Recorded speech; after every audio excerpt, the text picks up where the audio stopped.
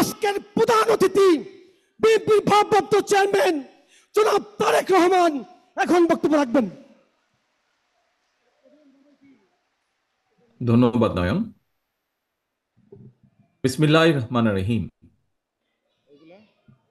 জাতীয়তাবাদী যুব দলের প্রিয় ভাই ও বোনেরা, জুলাই গণ অভ্যুত্থানের বর্ষপূর্তি উপলক্ষে জাতীয়তাবাদী যুব দলের উদ্যোগে ফ্যাসিবাদ বিরোধী আন্দোলন ও আমার না বলা কথা শীর্ষক এই অনুষ্ঠানের সভাপতি জনাব মোনায়েম মুন্না, অনুষ্ঠানে উপস্থিত বাংলাদেশ জাতীয়তাবাদী দলের সম্মানিত মহাসচিব জনাব মির্জা ফখরুল ইসলাম আলমগীর, স্থায়ী কমিটির সম্মানিত সদস্যবৃন্দ, বিএনপির কেন্দ্রীয় এবং সহযোগী অঙ্গ সংগঠনের বিভিন্ন পর্যায়ের নেতৃবৃন্দ, অনুষ্ঠানে উপস্থিত গণ অভ্যুত্থানে শহীদ পরিবারের সম্মানিত সদস্যবৃন্দ, উপস্থিত সহযোদ্ধা সহকর্মীবৃন্দ এবং সমাবেশে অংশগ্রহণকারী যুব দলের নেতা কর্মী সমর্থক ও উপস্থিত ভাই ও বোনেরা, আসসালামু আলাইকুম। সম্মানিত উপস্থিতিবৃন্দ, এতক্ষণ আমরা মনোযোগ সহকারে এই অনুষ্ঠানের শুরু থেকে মনোযোগ সহকারে শহীদ পরিবারের শোকাহত সদস্যদের বক্তব্য শুনেছি। যারা শহীদ হয়েছেন কোনোভাবেই তাদের আত্মত্যাগের প্রতিদান দেওয়া সম্ভব নয়, তবে এই সাহসী মানুষগুলো জীবন দিয়ে দেশকে ফ্যাসিবাদ মুক্ত করে গেছেন। বাংলাদেশ এই শহীদদের কাছে ঋণী। গণ অভ্যুত্থানে জাতীয়তাবাদী যুব দলের ৭৮ জন নেতার পরিবারকে আজকে এই অনুষ্ঠানে সম্মাননা জানানো হয়েছে। যুবদলের ৬ নেতাকে মরণোত্তর সম্মাননা স্মারক দেওয়া হয়েছে। আমি মনে করি আজকের এই অনুষ্ঠানে শহীদ পরিবারকে সম্মাননা জানিয়ে আমরা আসলে সম্মানিত নিজেরা হয়েছি, কারণ এটি শহীদদের প্রতি, শহীদ পরিবারের প্রতি বাংলাদেশের ঋণ। একমাত্র শহীদদের আকাঙ্ক্ষার বাংলাদেশ গঠনের মাধ্যমেই তাদের এই ঋণ পরিশোধ করা সম্ভব বলে আমি মনে করি। আল্লাহ যেন তাদের মৃত্যুকে শহীদি মৃত্যু হিসাবে কবুল করেন। আল্লাহর দরবারে আমরা সবাই সেই প্রার্থনা জানাই। গণ অভ্যুত্থানে দেশে বিদেশে ভূমিকা রাখা নেতাকর্মীদেরকেও এই অনুষ্ঠানে বিশেষ সম্মাননা জানানো হয়েছে আমি যতটুকু জানি। সম্মানিত উপস্থিতিবৃন্দ, আজকের এই অনুষ্ঠানে একই সঙ্গে খুব সম্ভব এই অনুষ্ঠানের আগে একটি চিত্রাঙ্গন প্রতিযোগিতা ছিল এবং সেখানে অংশগ্রহণকারী খুব সম্ভবত সেরা 50 জনকে সনদ এবং একই সাথে একটি গিফট প্রদান করা হয়েছে। অবশ্যই এটি একটি প্রশংসনীয় উদ্যোগ। সন্তানতুল্য মেধাবী এই শিশু কিশোরদের আমরা আদর এবং ভালোবাসা জানাই।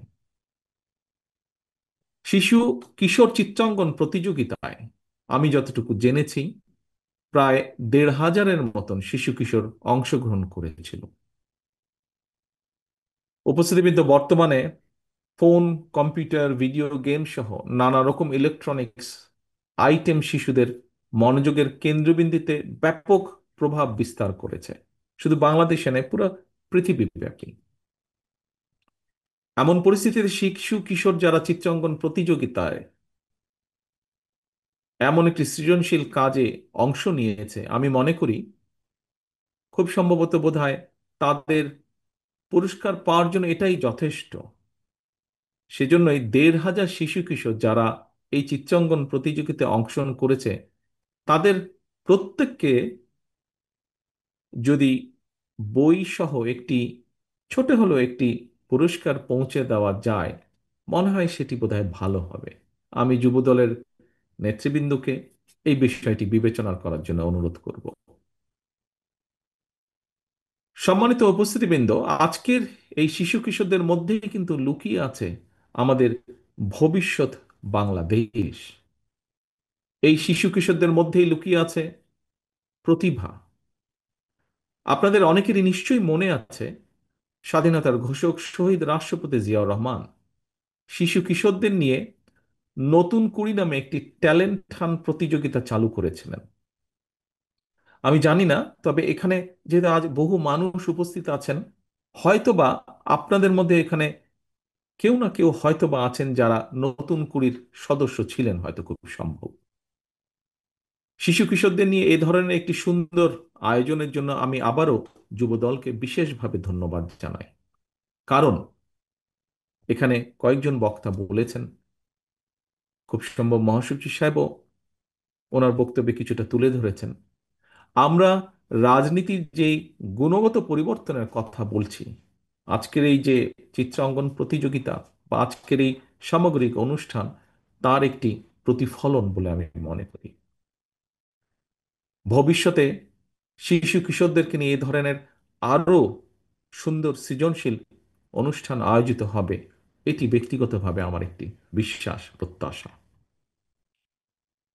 সম্মানিত উপস্থিতিবৃন্দ, সকল পর্যায়ের উপস্থিতিবৃন্দ, বাংলাদেশ 54 বছর পার করেছে। আজকে এখানে শহীদ পরিবারের এক বোনের কাছ থেকে আমরা একটি বক্তব্য শুনেছি। আমরা এখানে একজন আলোচক সাইদ আব্দুল্লাহ, ওনার বক্তব্য একটি অংশ আমরা শুনেছি। মহাসচিব সাহেব ওনার বক্তব্যে তুলে ধরেছেন কি সেটি। বিগত 17 বছর আমরা এই দেশের মানুষ তাদের রাজনৈতিক অধিকার, কথা বলার অধিকারের জন্য আন্দোলন করেছে, সংগ্রাম করেছে, অত্যাচার নির্যাতন সহ্য করেছে, গুম খুনের শিকার হয়েছে। আজকের মঞ্চে শহীদ পরিবারের সদস্য যারা বসে আছেন, কতটা ত্যাগের এ বিনিময় আজ এই মুহূর্তে যে জায়গায় আমরা বসে আছি, এই মুহূর্তটি অর্জন করতে কতটা ত্যাগ আমাদেরকে করতে হয়েছে, তার প্রমাণ এই মঞ্চ আজকের। প্রিয় সহকর্মীবৃন্দ, এর মধ্যে আমিও কয়েকবার বলেছি, অনেকবার বলেছি, গত কয়েক মাসে বহু বক্তা বলেছেন, বহু জায়গায় বিভিন্ন মানুষ বলেছেন যে আমরা যদি শহীদদেরকে সত্যিকারভাবে সম্মানিত করতে চাই, শুধু জুলাই আগস্ট না, বিগত 15 বছর ধরে বিএনপি সহ বিভিন্ন রাজনৈতিক কর্মীর বাইরেও সমাজের বিভিন্ন মানুষ, বিভিন্ন শ্রেণী পেশার মানুষ, যারা নিজেদের অধিকারের কথা তুলে ধরতে গিয়ে, নিজেদের দাবি আদায় করতে গিয়ে বিভিন্নভাবে সেই পলাতক স্বৈরাচারের অত্যাচার নির্যাতনের শিকার হয়েছে, এই সকল মানুষগুলোকে, এই সকল শহীদদেরকে, এই সকল অত্যাচারিত মানুষ যারা বেঁচে আছেন, নির্যাতিত হয়েছেন, বেঁচে আছেন, প্রত্যেকের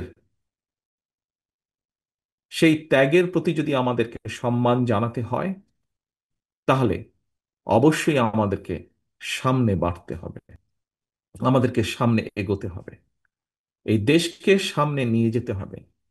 তাদেরকে শ্রদ্ধা করার একমাত্র উপায় হচ্ছে, আমি একজন রাজনৈতিক কর্মী হিসেবে বিশ্বাস করি, যে প্রত্যাশা নিয়ে তারা রাজপথে নেমে এসেছিলেন, সেই প্রত্যাশা বাস্তবায়নের কাজ শুরু করা, সেই প্রত্যাশা বাস্তবায়নের মাধ্যমে তাদেরকে সম্মান জানানোর একটি মাত্র উপায়ে আমি এটি বিশ্বাস করি।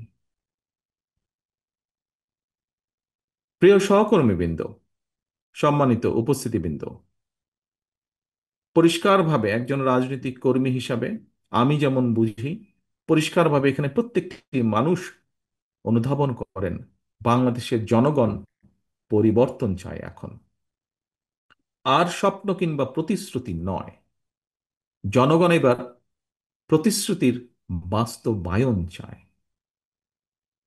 এবং বাংলাদেশ জাতীয়তাবাদী দল বিএনপি জনগণের সেই আকাঙ্ক্ষাকে ধারণ করি আগামী দিনের রাজনৈতিক কর্মসূচি প্রণয়ন করছে, চেষ্টা করছি।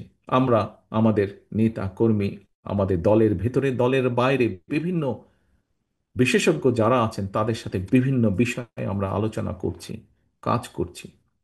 আমাদের আগামী দিনের নীতি জনগণের জীবন উন্নয়নের রাজনীতি, দেশে বিদেশে কর্মসংস্থান সৃষ্টি এবং নিরাপদ কর্মপরিবেশ নিশ্চিত করা, এটি হবে আমাদের রাজনীতির অন্যতম মূল লক্ষ্য।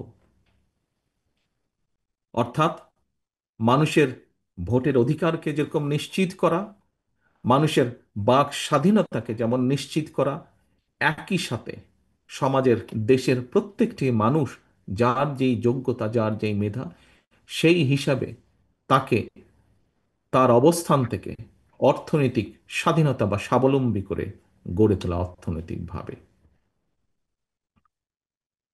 এবং সেই লক্ষ্যকে সামনে রেখে বিএনপির একাধিক টিম দেশের প্রতিটি সেক্টরকে নিয়ে গভীরভাবে কাজ করছে। সেই আলোকে কর্মসূচি বাস্তবায়নের প্ল্যান, প্রোগ্রাম বা কর্মসূচি আমরা পর্যায়ক্রমিকভাবে তৈরি করছি। সম্মানিত উপস্থিতিবৃন্দ, আপনারা গতকাল এবং আজকের বিভিন্ন নিউজের মাধ্যমে দেখেছেন, হয়তো কেউ কেউ ফিজিক্যালিও দেখেছেন, গতকাল শাহবাগে ছাত্র দলের, বাংলাদেশ জাতীয়তাবাদী ছাত্র দলের একটি সভা ছিল। শিক্ষার্থীদের জন্য বিএনপির নেওয়া কয়েকটি কর্ম পরিকল্পনার রূপরেখা সংক্ষিপ্তভাবে, যেহেতু বিশাল একটি সমাবেশ ছিল, সেখানে হয়তো ডিটেইল তোলা সম্ভব না, বলা সম্ভব না, সংক্ষিপ্তভাবে আমি তুলে ধরেছিলাম। দেশের যুব সমাজ, ছাত্র এবং যুব সমাজ যারা দেশকে আগামী দিনে এগিয়ে নিয়ে যাবে, যারা দেশকে আগামী দিনে গড়ে তুলবে, যারা দেশকে গড়ে তোলার সক্ষমতা রাখে, দেশের সেই যুব সমাজের কর্মসংস্থান এবং তাদের নিয়ে বিএনপির কয়েকটি কর্ম পরিকল্পনার কথা যুবদলের আজকের এই সমাবেশের মাধ্যমে সারা দেশের যুব সমাজের সামনে আমি সংক্ষিপ্তভাবে তুলে ধরতে চাই। এবং এটি আমরা শহীদ পরিবারের এক বোনের কাছ থেকে যেটি শুনেছি, তারাও কাজ চান, বেঁচে থাকতে চান। কাজেই এটি শহীদ পরিবারেরও দাবি একটি, কারণ তারাও চান যে সদস্য শহীদ হয়েছে তার সেই প্রত্যাশিত বাংলাদেশ যেন আমরা যারা রয়ে গিয়েছি আমরা যাতে গড়ে তুলতে সচেষ্ট হই। সম্মানিত অতিথিবৃন্দ, দেশের মোট যুব সংখ্যা দেশের মোট জনসংখ্যার 1/3 বেশি। যুব সংখ্যার সবাই বেকার নয়, তবে আশ্চর্যের বিষয় হলো যুব সমাজের বেকারদের বেশিরভাগ হলো শিক্ষিত বেকার। ব্যক্তিগতভাবে আমি মনে করি, এবং আমার সাথে হয়তো অনেকেই আপনারা একমত হবেন, শিক্ষিত বেকার সৃষ্টির পেছনে নানা কারণের মধ্যে আমাদের বিদ্যমান শিক্ষা কারিকুলাম অন্যতম একটি কারণ। তবে অবশ্যই সময়ের সঙ্গে তাল মিলিয়ে শিক্ষা কারিকুলাম সংস্কার না করার জন্য রাজনীতি এবং রাষ্ট্র পরিচালনার সাথে যারা জড়িত আমি মনে করি আমরা কেউ বোধহয় এর দায় এড়াতে পারি না। এমন বাস্তবতায় কর্মমুখী শিক্ষা কারিকুলাম প্রণয়ন এবং বাস্তবায়নের জন্য বিএনপির উদ্যোগে এরই ভিতরে একটি বিশেষজ্ঞ টিম কাজ করছেন, যার ভিতরে আমাদের দলের সাথে সরাসরি সম্পৃক্ত আছেন এরকম সদস্য আছেন, আবার দলের সাথে সম্পৃক্ত নন কিন্তু এই বিষয়ে যাদের অভিজ্ঞতা আছে, এক্সপার্টিজ আছে, এরকম মানুষও সেই টিমের মধ্যে কাজ করছেন। শিক্ষা কারিকুলামের স্কুল পর্যায় থেকে বিশ্ববিদ্যালয় পর্যায় পর্যন্ত একাডেমিক স্টাডির পাশাপাশি ব্যবহারিক এবং কারিগরি শিক্ষা কিভাবে অন্তর্ভুক্ত করা যায় সে ব্যাপারে মোটামুটিভাবে ওনারা কাজ এগিয়ে গিয়েছেন এবং এটি আমাদের পরিকল্পনা।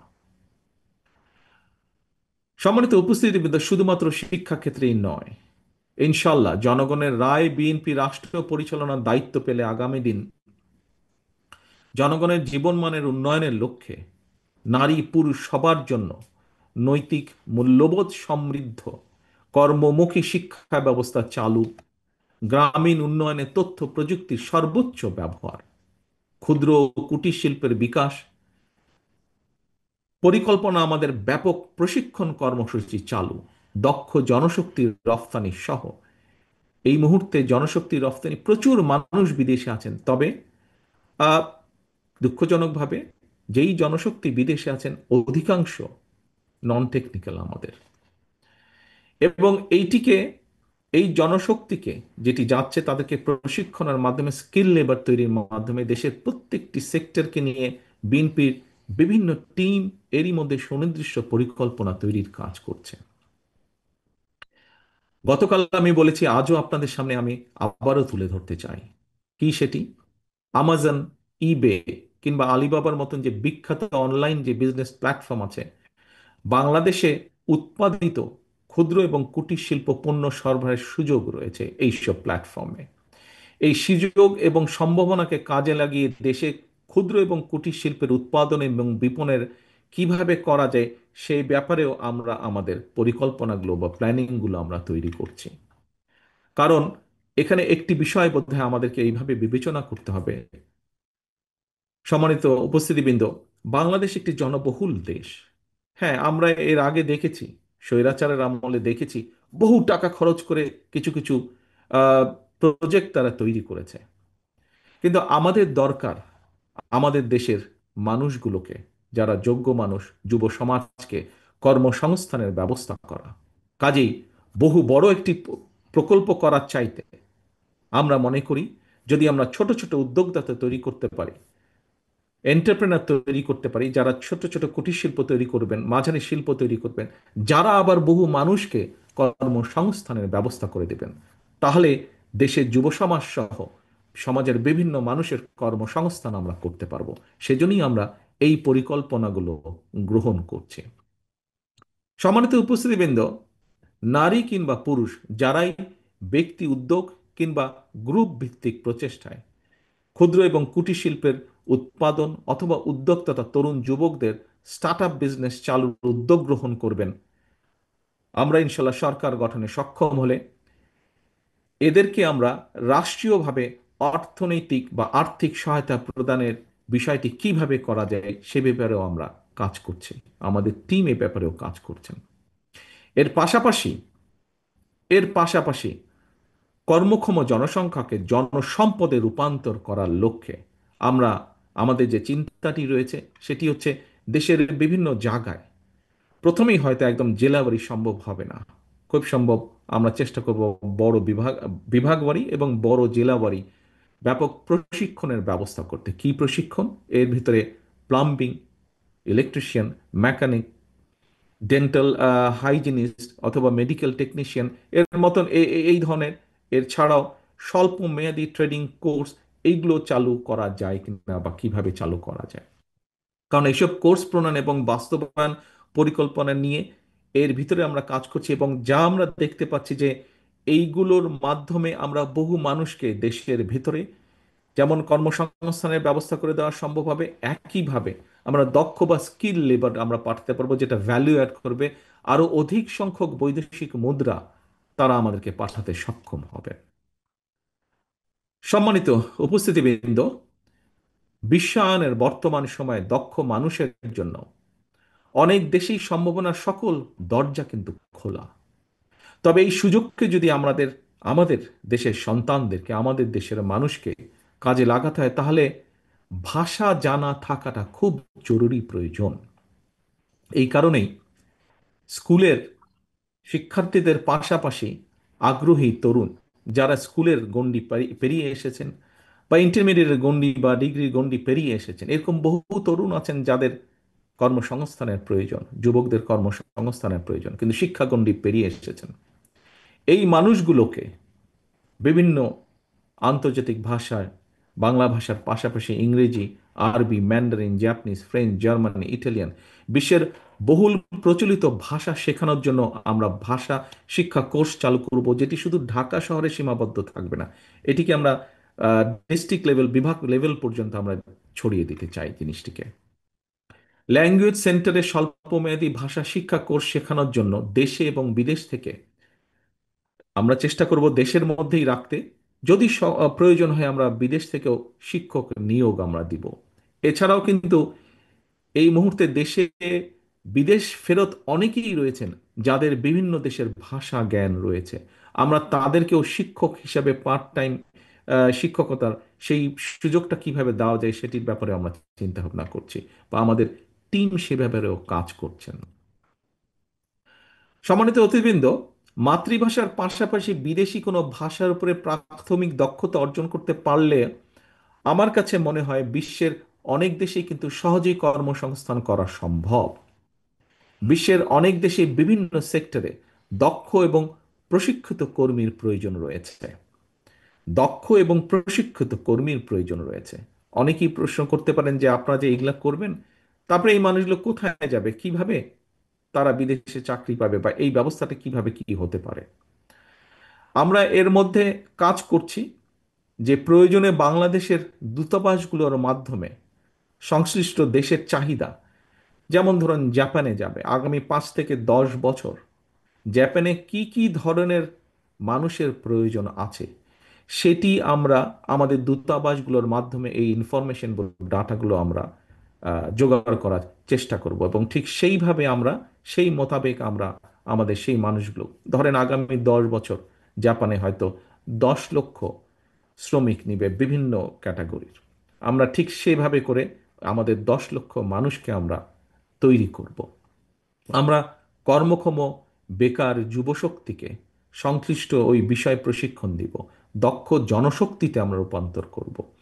এবং এই পদক্ষেপ শুধু বিদেশের বাজারে নয়, বরং আমরা দৃঢ়ভাবে বিশ্বাস করি এটি দেশের বাজারেও ভূমিকা রাখতে সক্ষম হবে। প্রিয় উপস্থিতিবৃন্দ, নাগরিকদের স্বাস্থ্য সেবা নিশ্চিত করার জন্য বিএনপি একটি পরিকল্পনা গ্রহণ করেছে, কর্মসূচি গ্রহণ করছে। নাগরিকদের প্রাথমিক স্বাস্থ্য সেবা নিশ্চিত করার জন্য আমরা একটি নীতিতে বিশ্বাস করি, যেটি উন্নত বিশ্বেও এখন তারা এটি প্রয়োগ করছে। কি সেটি? এক লাইনে যদি বলতে হয়, সেটি হচ্ছে প্রতিকারের চেয়ে প্রতিরোধ উত্তম। অর্থাৎ একজন মানুষ অসুস্থ হয়ে গেলে কিন্তু তার পেছনে খরচ অনেক বেশি, সেটি পরিবারের খরচ হোক, সেটি রাষ্ট্রের খরচ হোক।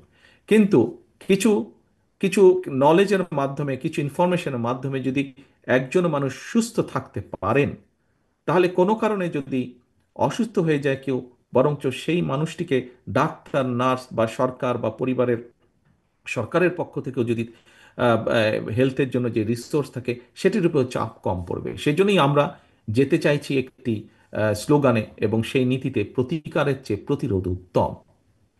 এই নীতিমালার উপরে ভিত্তি করে আমরা আমাদের স্বাস্থ্যর বিষয় সংক্রান্ত পুরো প্ল্যানিংটাকে আমরা সাজাতে চাচ্ছি। এক্ষেত্রে আমি দেশের যুব নারী সমাজের দৃষ্টি আকর্ষণ করে বলতে চাই যে জনগণের রায় ইনশাল্লাহ বিএনপি রাষ্ট্র পরিচালনার সুযোগ পেলে নাগরিকদের স্বাস্থ্যসেবা নিশ্চিত করার জন্য বিএনপি, এই যে একটু আগে যেটি বললাম, আমরা আমাদের স্বাস্থ্যসেবাটাকে সাজাচ্ছি, আমরা আমরা সমগ্র বাংলাদেশে ইউনিয়ন পর্যায়ে এবং চেষ্টা করব আমরা গ্রাম পর্যায়ে যাওয়ার জন্য হেলথ কেয়ারের ওয়ার্কার নিয়োগের পরিকল্পনা করেছি আমরা। এবং এই হেলথ কেয়ারের যে আমরা নিয়োগ করব, এর শতকরা 80শতাংশই হবেন যুব সমাজের মধ্যে থেকে নারী সদস্য যারা, তাদেরকে। এতে করে একদিকে নারীর অর্থনৈতিক ক্ষমতায়ন ঘটবে, অপরদিকে প্রশিক্ষণপ্রাপ্ত যে আমাদের হেলথ কেয়ারের ওয়ার্কারজন থাকবেন, জনগণের প্রাথমিক স্বাস্থ্য সেবায় তারা একটি গুরুত্বপূর্ণ যুগান্তকারী ভূমিকা রাখতে সক্ষম হবেন বলে আমরা দৃঢ় বিশ্বাস করি। সম্মানিত উপস্থিতিবৃন্দ, সুস্থভাবে বেঁচে থাকতে হলে পরিবেশ এবং জলবায়ুর পরিবর্তন একটি গুরুত্বপূর্ণ বিষয়, অত্যন্ত, এবং এটিকে এড়িয়ে যাবার বোধহয় কোনো সুযোগ নেই। বাংলাদেশের সরকারি বেসরকারি সব মিলিয়ে প্রায় 1 লক্ষ নার্সারি, নার্সারি বলতে আমি বোঝাচ্ছি যেখানে আমরা গাছের চারাও তৈরি করি বা গাছের চারা বিক্রয় করি, আমরা এই ধরনের নার্সারি 1 লক্ষ নার্সারির মতন রয়েছে সরকারি এবং বেসরকারি পর্যায়ে মিলিত। এইসব নার্সারিগুলোতে বর্ষার সময় যদি আমরা বাদ দেই, বর্ষার সময় হচ্ছে গাছ লাগানোর সময়, এটিকে যদি আমরা বাদ দিই, বাকি যে 8 মাস 7 মাস 8 মাস সময় থাকে, সেই সময় আমরা চারা উৎপাদন করব। এবং এই উৎপাদিত চারা দিয়ে পরিবেশের উন্নয়নের জন্য, পরিবেশের ব্যালেন্স রক্ষা করার জন্য ইনশাল্লাহ 5 বছরে আমাদের লক্ষ্য হচ্ছে 25 থেকে 30 কোটি গাছ লাগানোর। যেই গাছ আমরা মনে করি পরিবেশকে যেমন রক্ষা করবে, একইভাবে বাংলাদেশকে বন্যা খরা থেকেও রক্ষা করবে। উপস্থিতিবৃন্দ, আরেকটি পরিকল্পনার কথা আপনাদের সামনে আমি তুলে ধরতে চাই। শহীদ রাষ্ট্রপতি জিয়াউর রহমান, শহীদ রাষ্ট্রপতি জিয়াউর রহমানের একটি বিখ্যাত এবং অত্যন্ত জনপ্রিয় একটি কর্মসূচি ছিল। কি সেটি? বললেই আপনারা সবাই বলতে পারবেন, খাল খনন কর্মসূচি। আমরা বিভিন্ন বিষয় বিবেচনা পর্যালোচনা করে দেখেছি। ইনশাল্লাহ আগামী দিনে সরকার গঠন করতে সক্ষম হলে আমরা যে কোনো মূল্যে সমগ্র দেশে শহীদ জিয়ার এই খাল খনন কর্মসূচি আমরা আবার শুরু করব। সেটি দেশের পরিবেশের কারণে, দেশের কৃষকদের পানি সুবিধার্থে, সেটি দেশের হঠাৎ যে আকস্মিক বন্যা অথবা যে বন্যার কম বেশি রেগুলার হয়ে থাকে, সকল প্রকার বিষয়কে যদি আমাদের অ্যাড্রেস করতে হয়, এই বিষয়গুলোকে যদি আমাদেরকে মানুষকে রক্ষা করতে হয়, তাহলে এই খাল খনন কর্মসূচি এটি একটি অ্যান্টিবায়োটিকের মতন কাজ করে। কাজে এই কর্মসূচিটি ইনশাল্লাহ আমরা আবার এটিকে আমরা চালু করব। যুবদলের প্রিয় ভাই বোনেরা যারা আমার সামনে আছেন, আপনারা এবং এখানে মিডিয়ার ভাইরা আছেন, তাদের মাধ্যমে সারা দেশে অন্য অন্য নেতাকর্মী সমর্থক সহ যুবদলের ভাই বোনেরাও দেখছেন অনেকেই অনুষ্ঠান অনলাইনের মাধ্যমে এবং নিউজের মাধ্যমে।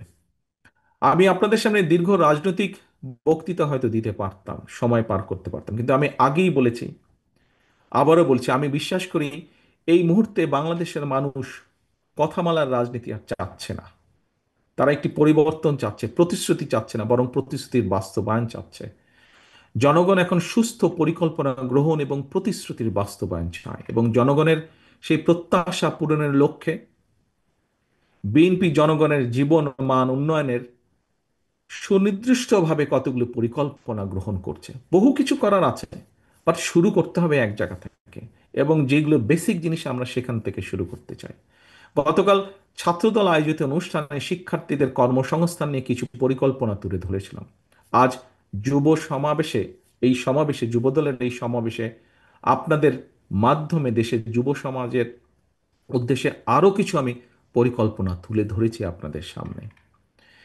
আহ, এই পরিকল্পনাগুলো বাস্তবায়নের জন্য কিন্তু প্রয়োজন আমাদের জনগণের সমর্থন। শুধু জনগণের সমর্থনই প্রয়োজন নয়, একই সাথে প্রয়োজন সমগ্র বাংলাদেশের জনগণের সহযোগিতা। প্রয়োজন বিএনপির প্রতি জনগণের রায়। কারণ আমরা মনে করি জনগণই বিএনপির সকল রাজনৈতিক ক্ষমতার উৎস। জনগণের রায় বিএনপি রাষ্ট্র পরিচালনার দায়িত্ব পেলে আমরা যত দ্রুততার সাথে সম্ভব এই পরিকল্পনাগুলো বাস্তবায়নের কাজ শুরু করব। তবে সারা দেশে জনগণের কাছে বিএনপির এই যেই পরিকল্পনাগুলো গতকাল, আজ আপনাদের সামনে যে তুলে ধরেছি আমি, এইগুলোকে জনগণের কাছে নিয়ে যাওয়ার দায়িত্ব আপনাদের। গতকালকের দায়িত্বগুলো যেমন ছাত্রদলকে দেওয়া হয়েছে, আজকের দায়িত্বগুলো আপনাদের যুবদলের নেতাকর্মী, সমগ্র দেশে ছড়িয়ে ছিটিয়ে থাকা যুবদলের নেতাকর্মীদেরকে দেওয়া হয়েছে। এবং ভাগ না, যেহেতু আমাদের এই কর্মসূচিগুলি প্রত্যেকটি, যে কথা বলেছি আমি, সাধারণ মানুষের জন্য, দেশের মানুষের জন্য।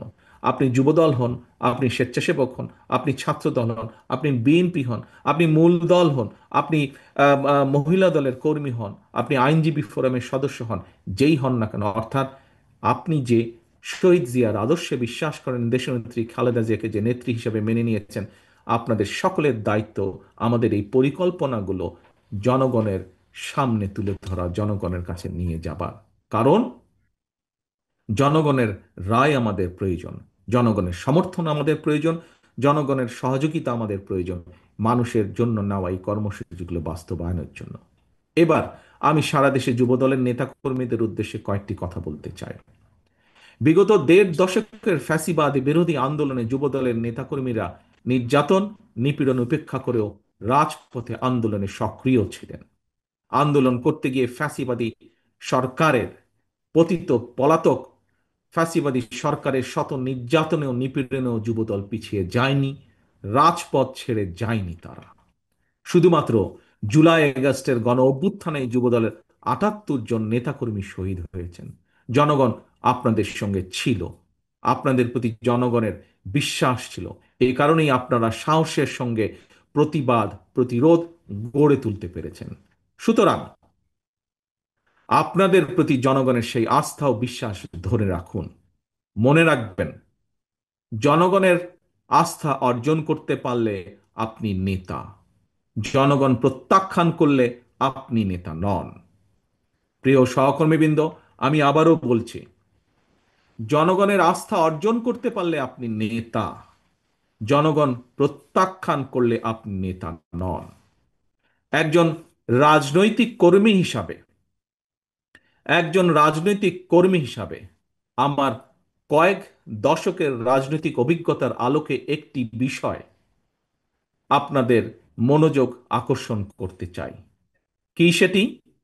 সেটি হলো, দয়া করে আমার এই অভিজ্ঞতাটি মন দিয়ে শুনবেন, খুব সংক্ষিপ্ত। সে অভিজ্ঞতাটি কি? সেটি হলো, প্রশাসনিক সহায়তায় নেতৃত্ব হয়তো প্রদর্শন করা যায়, কিন্তু জনগণ সহায়তা করলে নেতৃত্ব দেওয়া যায়। আমি আবারও বলছি আমার অভিজ্ঞতাটি যুবদল সহ সকল পর্যায়ের নেতাকর্মীদেরকে, প্রশাসনিক সহায়তায় নেতৃত্ব হয়তো প্রদর্শন করা যায়, কিন্তু জনগণ সহায়তা করলে নেতৃত্ব দেওয়া যায়। মনে রাখবেন, মনে রাখবেন, আপনাদের প্রতি জনগণের সমর্থন থাকার কারণেই পলাতক স্বৈরাচারের প্রশাসন কিংবা আইন শৃঙ্খলা বাহিনী আপনাদেরকে, যুবদলের নেতাকর্মী সমর্থকদেরকে রাজপথ থেকে দূরে রাখতে পারেনি। সুতরাং আপনাদের প্রতি আমার আহ্বান, জনগণের আস্থায় থাকুন, জনগণকে আস্থায় রাখুন। আল্লাহ হাফেজ। বাংলাদেশ জিন্দাবাদ। বাংলাদেশ জাতীয়তাবাদী দল।